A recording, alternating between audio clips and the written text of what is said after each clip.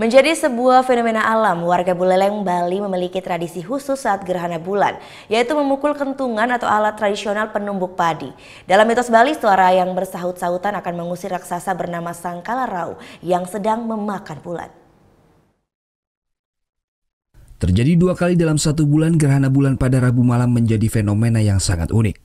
Tidak seperti gerhana biasa, gerhana bulan kali ini akan lebih besar dan berwarna merah atau yang dikenal sebagai Super Blue Blood Moon. Di balik terjadinya fenomena alam ini, umat Hindu di Pulau Dewata, Bali memiliki tradisi khusus, yakni tradisi ngoncang. Saat gerhana tiba, warga membunyikan kentungan untuk mengusir raksasa bernama Sangkalarau. Dalam mitos Bali, gerhana bulan terjadi karena raksasa atau buta Sangkalarau sedang menelan bulan.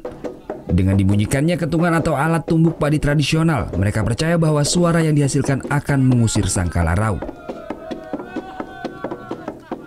Yang kebanyakan yang rame-rame ya ibu bapak, tapi biasanya yang gantian siapa yang payah Memang maknanya itu adalah mengharapkan tetap kesempurnaan.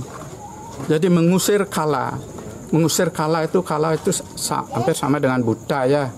Buta itu adalah energi yang sifatnya negatif itu.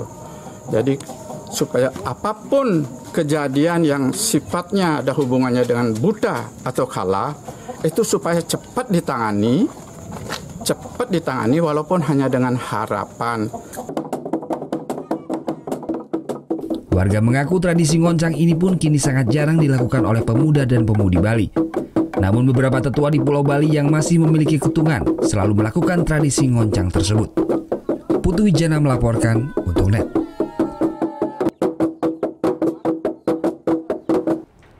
Thank you. Udah selesai nonton beritanya? Jangan pergi dulu dong. Subscribe dulu dan nonton tayangan lainnya di sini. Subscribe, nonton lagi. Subscribe, nonton lagi.